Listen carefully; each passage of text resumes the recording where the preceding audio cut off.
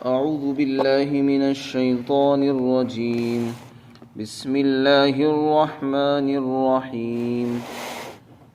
طاسيم ميم. تلك آيات الكتاب المبين. لعلك باخع نفسك ألا يكونوا مؤمنين. إن نشأ ننزل عليهم من السماء آية فظلت أعناقهم لها خاضعين. وما يأتيهم من ذكر من الرحمن محدث إلا كانوا عنه معرضين. فقد كذبوا فسيأتيهم أنباء ما كانوا به يستهزئون. أولم يروا إلى الأرض كم أنبتنا فيها من كل زوج كريم. إن في ذلك لآية وما كان أكثرهم مؤمنين. وإن ربك لهو العزيز الرحيم. طاسین میم. یہ اس کتاب کی آیات ہیں جو حق اور باطل کو واضح کرنے والی ہے. ایسا معلوم ہوتا ہے کہ شاید آپ اپنے نفس اور جان کو ہلاک کر دیں گے اس رنج اور غم میں کہ وہ ایمان لانے والے کیوں نہیں ہو رہے ہیں. اگر ہم چاہتے تو ان پر آسمان سے ایک بڑی نشانی اتار دیتے، پھر اس نشانی کے سامنے ان کی گردنیں جھکی ہوئی بن جاتی، اور ان کا حال یہ ہے کہ رحمان کی طرف سے جو بھی کوئی نئی نصیحت ان کے پاس آتی ہے تو یہ اس سے اعراض کرنے والے ہی بنتے ہیں. تو حقیقتاً انہوں نے جھٹلایا ہے، لہذا ان قریب ان کے پاس اس چیز کی خبریں اور حقیقت پہنچ جائے گی جس کا یہ استہزاء اور مذاق کرتے تھے. کیا انہوں نے زمین کو نہیں دیکھا کہ ہم نے زمین میں ہر قسم کی عمدہ چیزیں پیدا فرمائی ہیں، اور بے شک اس میں بڑی نشانی ہے، اور لیکن اکثر لوگ ایمان نہیں لاتے. اور آپ کا پروردگار یقیناً وہی زبردست ہے اور وہی رحم والا ہے، مہربان ہے. یہاں سے سورہ شعراء شروع ہو رہی ہے. شعراء جمع ہے شاعر کی. اس میں چونکہ آپ صلی اللہ علیہ وسلم کے متعلق فرمایا، اس میں آپ اللہ تعالیٰ نے فرمایا وَالشُّعَرَاءُ يَتَّبِعُهُمُ الْغَاوُونَ. جو لوگ گمراہ ہوتے ہیں، راستے سے ہٹے ہوئے ہوتے ہیں، وہی شعراء کے پیچھے چلتے ہیں.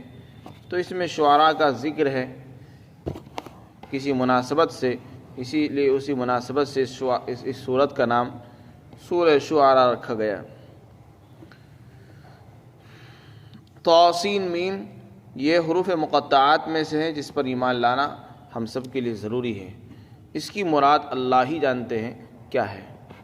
بندوں کے لیے اس کی مراد کے پیچھے پڑھنا اور اس کی تحقیقات میں لگنا یہ اس سے منع کیا گیا ہے. اس کی ضرورت نہیں ہے، نہ اس پر کسی چیز کا سمجھنا موقوف ہے، نہ آخرت کی نجات اس کے سمجھنے پر موقوف ہے. آگے ارشاد فرمایا یہ کتاب ایسی ہے، یہ جو ہم پڑھ رہے ہیں یہ سب آیتیں اس کتاب کی ہیں جو واضح کر دینے والی ہے. مبین کہتے ہیں جو دودھ کا دودھ اور پانی کا پانی کرتے ہیں. حق اور باطل میں، صحیح اور غلط میں، ہدایت اور گمراہی میں جو فرق کر دیتی ہو اس کتاب کو کتاب مبین کہتے ہیں. یہ قرآن کا نام ہے. یہ قرآن ایک ایسی کتاب ہے اور اس کی آیتیں ایک ایسی آیتیں ہیں جو حق کو اور باطل کو الگ الگ کر کے دکھاتی ہے. یہ صلاحیت کسی اور میں نہیں ہوتی، یہ قرآن میں ہے صرف، کیونکہ یہ اللہ کا کلام ہے. انسان بھی کتابیں لکھتا ہے، انسان بھی باتیں بناتا ہے، تقریریں کرتا ہے، بیانات کرتا ہے، لیکن اس کے اندر بہت سے اغراض اور مقاصد اور مفادات شامل ہوتے ہیں. اس لیے وہ نہ حق بولتا ہے اور نہ ہی حق اور باطل میں فرق کرتا ہے. یہ تو طاقت اللہ ہی کو ہے جو حق کو حق دکھاتا ہے اور باطل کو باطل کر کے بتاتا ہے. تو یہ اس کا کرم ہے کہ اس نے ہمیں ایسی کتاب عطا فرمائی ہے جس سے ہم حق کو دیکھ سکتے ہیں اور باطل کو پہچان سکتے ہیں. ورنہ اگر یہ کتاب مقدس ہمارے پاس نہ ہوتی تو ہمیں کیسے پتہ چلتا ہے کہ کون کون سی چیزیں غلط ہیں، کون کون سی چیزیں صحیح ہیں؟ تو صحیح اور غلط کو پہچاننے کے لیے اللہ نے ہمیں قرآن عطا فرمایا، اس کو فرقان کہتے ہیں۔ آپ علیہ الصلاۃ والسلام آخری نبی ہیں اور امت کے بارے میں انتہائی غمگین فکر مند رہا کرتے تھے۔ کان متواصل الاحزان دائم الفکرۃ، مسلسل غمگین رہتے تھے، ہمیشہ فکر مند رہتے تھے میری امت ہدایت پر آ جائے، لوگ ایمان لے آئیں، جہنم سے بچ جائیں۔ کتنے لوگ جا رہے ہیں، دنیا سے جا چکے اور جا رہے ہیں، مسلسل سلسلہ چلا لگا ہوا ہے، روزانہ لوگ جا رہے ہیں، بغیر ایمان کے جا رہے ہیں، گمراہ ہو کے جا رہے ہیں۔ تو آپ کو یہ سارے منظر دیکھ کر افسوس ہوا کرتا تھا کہ میری امت کیسے بغیر ایمان کے جا رہی ہے، بغیر ہدایت کے وہ دنیا سے جا رہے ہیں، اور ان کی زندگی آخرت کی کیسے گزرے گی، ہمیشہ کے لیے تکلیف میں رہ گئے۔ تو آپ کی دل کی کوڑھن تھی کہ کسی طرح سب لوگ مسلمان ہو جائیں، ایمان لے آئیں، لیکن مکہ کے لوگ مسلمان نہیں ہوتے تھے، بلکہ جب آپ ان کو آیات سناتے تو اس کا استہزاء اور مذاق کرتے تھے، اس سے آپ کو اور زیادہ رنج ہوا کرتا تھا، اور آپ اس غم کے اندر گھلے جاتے تھے۔ اللہ تعالیٰ نے یہاں پر اس کی منظر کشی فرمائی ہے، اور ساتھ ہی ساتھ اس میں خبر تو دی جا رہی ہے، لیکن آپ کو منع بھی کیا جا رہا ہے کہ اتنا گھلنے کی ضرورت نہیں ہے، کسی کافر کے پیچھے اتنا غمگین ہونے کی، گھلنے کی ضرورت نہیں ہے آپ کو۔ آپ کا کام کتنا ہے، آپ اپنا کام کو انجام دیتے رہے بس۔ نبی علیہ الصلاۃ والسلام کو فرما دیا آپ کا کام تبلیغ ہے، صرف اللہ کا پیغام بندوں کو پہنچائیے، پوری طاقت کے ساتھ پہنچائیے، اس میں کمی نہ ہو، اس کے بعد لوگوں پر چھوڑ دیجیے۔ آپ نے اپنا کام کر دیا، تبلیغ کر دی، بیان کر دیا، سمجھا دیا، بس اللہ سے دعا کیجیے۔ اس کے بعد کون اس پر ایمان لاتا ہے، کون اس کو سنتا ہے، کون نہیں سن رہا ہے، اس کی آپ کو فکر نہیں کرنی، یہ کام اللہ کا ہے۔ وہ جس کو ہدایت دے گا وہ آپ کی بات سنے گا، مانے گا اور ایمان لائے گا، اور جس کو اللہ ہدایت نہیں دے گا نہ وہ آپ کی بات سنے گا، نہ ایمان لائے گا، اور نہ ہی ایمان میں داخل ہوگا، نہ ہی آپ کی عزت و احترام کرے گا۔ تو ایک بالکل صاف اور سیدھی بات بتا دی، یہ تو نبی کو ہدایت ہے، تو ہمارے لیے بھی وہی حکم ہے جو نبی کے لیے۔ آپ کا کام ہے لوگوں کو بتا دینا، سیدھا راستہ دکھا دو، بس دیکھو یہ سیدھا راستہ ہے، یہ جنت والا راستہ ہے، یہ صراط مستقیم ہے، دیکھو ایسا کرو گے ایسا ہو جائے گا، ایسا نہیں کرو گے تو یہ نقصان ہوگا۔ یہی ہر مسلمان کا کام ہے، یہی ہر انسان کا کام ہے کہ لوگوں کو بتائے، اپنے گھر والوں کو بتائے، اس کے بعد ان کے حال پر چھوڑ دے۔ کسی کو ڈنڈا لے کر زبردستی ایمان میں داخل کرنے کا ہمیں کسی کو اختیار نہیں ہے، نبی کو بھی اختیار نہیں تھا۔ افانت تکرہ الناس، کیا آپ لوگوں کو مجبور کریں گے اس بات پر کہ وہ ایمان لے آئیں گے؟ آپ مجبور نہیں کر سکتے۔ لا اکراہ فی الدین، تو دین کا معاملہ کیا ہے، اس میں اللہ نے ایک طرف تو منع کر دیا کہ آپ کو اتنا غمگین اور گھلنے کی ضرورت نہیں ہے کہ فلاں آدمی کو میں نے دعوت دی، فلاں کے پاس میں 10 مرتبہ گیا، 70 مرتبہ گیا اور وہ مسلمان نہیں ہو رہا، اور آپ اس کے پیچھے رو رہے ہیں، غمگین ہو رہے ہیں اور اپنے آپ کو گھلا رہے ہیں۔ اتنا اپنے آپ کو گھلانے کی ضرورت نہیں ہے، بس آپ نے پہنچا دیا، اب آگے آپ چھوڑ دیجئے۔ آپ کی طرف سے حجت تام ہو چکی ہے، بات مکمل ہو گئی ہے، اب آپ کی پکڑ نہیں ہوگی، کیونکہ آپ کو جو اللہ نے بھیجا تھا وہ بھیجا تھا پیغام پہنچانے کے لیے، آپ نے پہنچا دیا، آپ بری الذمہ ہیں، اب ذمہ داری ان کی ہے، وہ اگر نہیں مانیں گے تو پھر پکڑ ان کی ہوگی، آپ کی پکڑ نہیں ہوگی۔ ایک صاف سیدھی بات بتا دی۔ تو جہاں اس میں بتا دیا آپ کو گھلنا نہیں ہے، وہاں آپ یہ بھی حکم ہے کہ آپ کو دعوت بھی دینی ہے۔ کوئی اس سے یہ نہ سمجھے غلط فہمی کہ جب آپ کو منع کیا جا رہا ہے کہ اتنا مت گھلو، اس کا یہ مطلب نہیں کہ دعوت ہی چھوڑ دو، نہیں، دعوت برقرار رہے گی، اللہ کا پیغام پہنچاتے رہیے، کیونکہ اللہ نے قرآن میں فرمایا یا ایھا الرسول بلغ ما انزل الیک من ربک، پہنچائیے جو بھی آپ کے اوپر اتر رہے ہیں احکامات، وہ سب پہنچاتے رہو۔ بس آپ کا کام اتنا ہے، پہنچاتے رہو۔ لوگ کیوں ایمان نہیں لا رہے ہیں، اس کے لیے آپ کو فکر کرنے کی ضرورت نہیں ہے، کیونکہ اللہ نے ہدایت نہیں دی۔ سیدھا سا جواب ہے، اللہ نے ہدایت ہی نہیں دی۔ فلاں آدمی نماز کیوں نہیں پڑھنے آتا؟ جب اللہ ہدایت دیں گے تبھی تو آئے گا۔ جب اللہ اس کو بلا ہی نہیں رہا تو وہ کیسے آئے گا؟ یہ تو اللہ کا شکر ادا کرنا چاہیے کہ اللہ نے ہمیں بلا لیا اپنے دربار میں، اس لیے ہم آ گئے ہیں، ورنہ ہمارا کوئی کمال نہیں ہے کہ ہم مسجد میں آ جائیں۔ وہ اللہ جس کو پسند کرتا ہے اس کو گھر میں بلاتا ہے، جیسے انسان اپنے گھر میں اسی کو بلانا چاہتا ہے جس سے وہ محبت کرتا ہے۔ ہر انسان کو کوئی نہیں بلاتا، ہر انسان کی نہ کوئی دعوت کرتا ہے، نہ اس کو اپنے گھر میں دعوت دیتا ہے، وہ اسی کو بلاتا ہے جس سے اس کو محبت ہوگی۔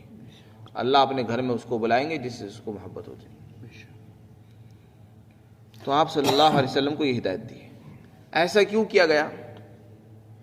بعض مرتبہ سوال انسان کے ذہن میں آتا ہے، کتنا اچھا ہوتا کہ سارے دنیا کے لوگ مسلمان ہی ہوتے، کیا اچھا ہوتا کہ بس حکم ایسا ہی ہوتا، کتنا اچھا ہوتا کہ سب لوگ اللہ کے رسول کی سنتوں پر چلنے والے ہوتے۔ یہ خیالات دل میں آتے ہیں، پتہ نہیں کیا ہو رہا ہے دنیا میں، کوئی کافر ہے کوئی مسلمان ہے، ایسا کیوں ہو رہا ہے؟ اس کا جواب اللہ نے قرآن میں کئی جگہ دیا ہے، اور یہ فرمایا وَلَوْ شَاءَ رَبُّكَ لَآمَنَ مَنْ فِي الْأَرْضِ كُلُّهُمْ جَمِيعًا۔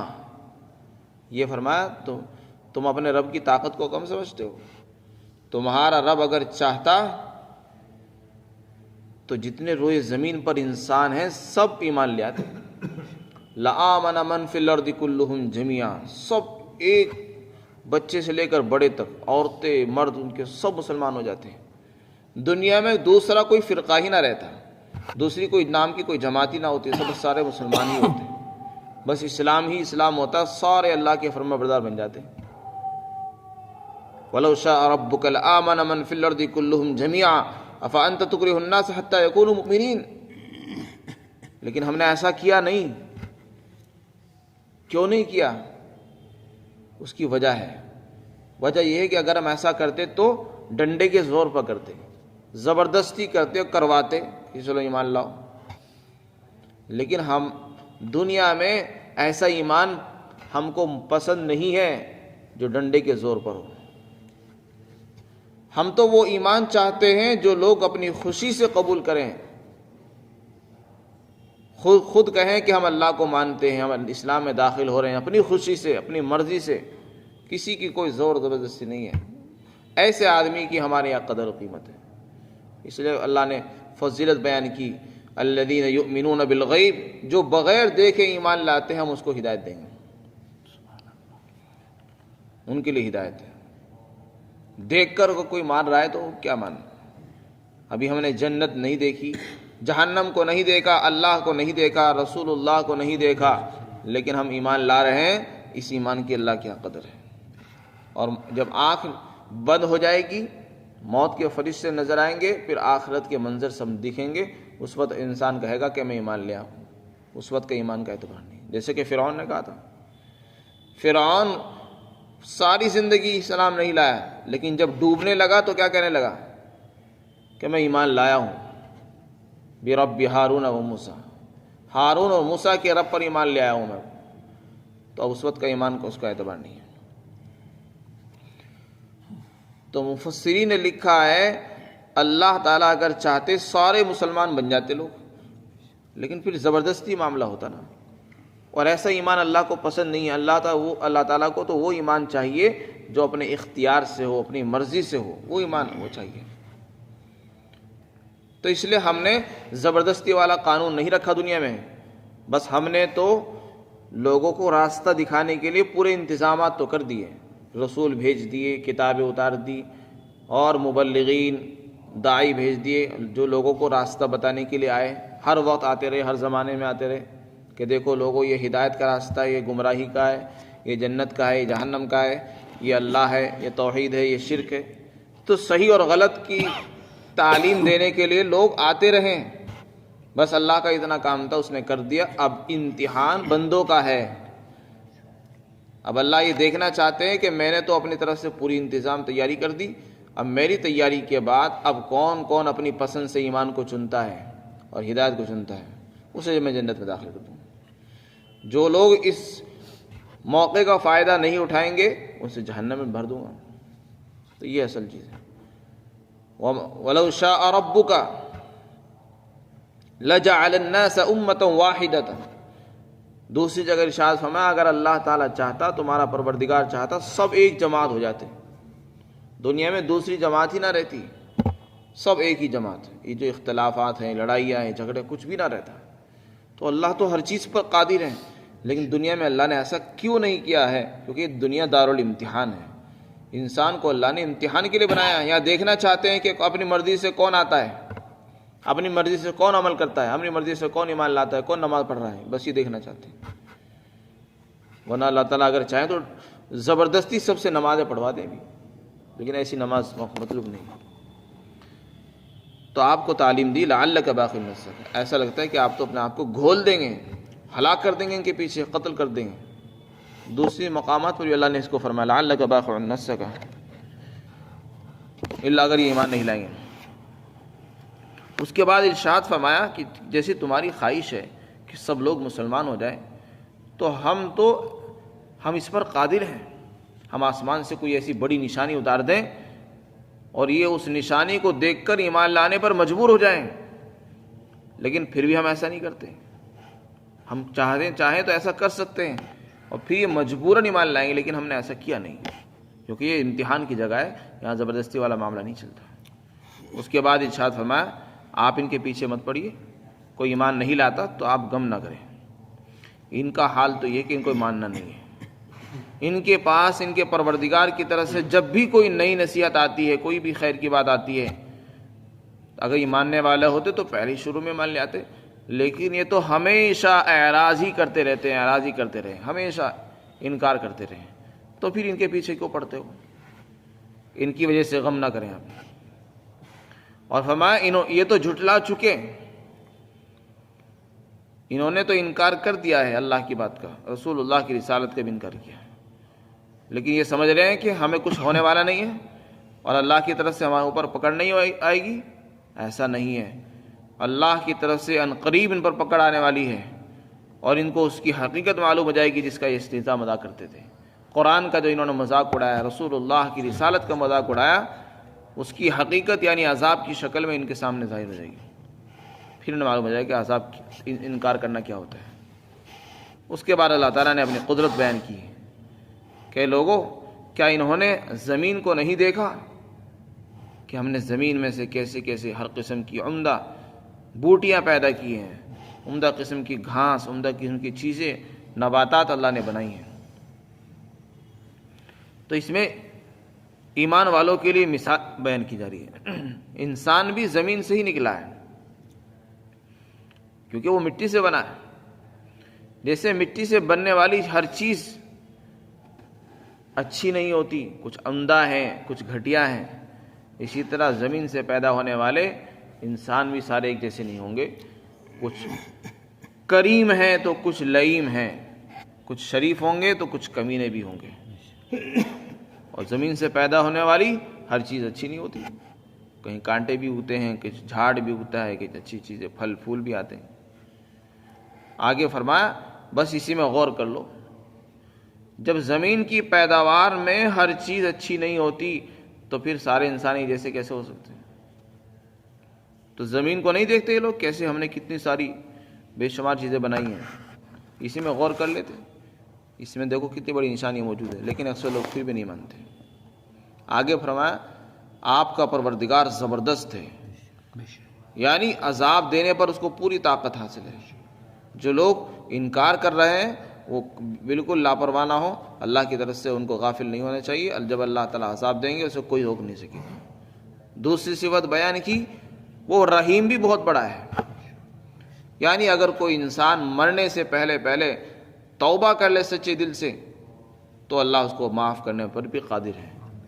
ایسا نہیں کہ وہ ہمیشہ کے لیے عذاب اس کے لیے لکھ دیا گیا، نہیں، اگر وہ ایمان لائے گا تو اللہ اس کو معاف فرمائیں گے اور جنت میں داخل فرما دیں گے. اللہ تعالیٰ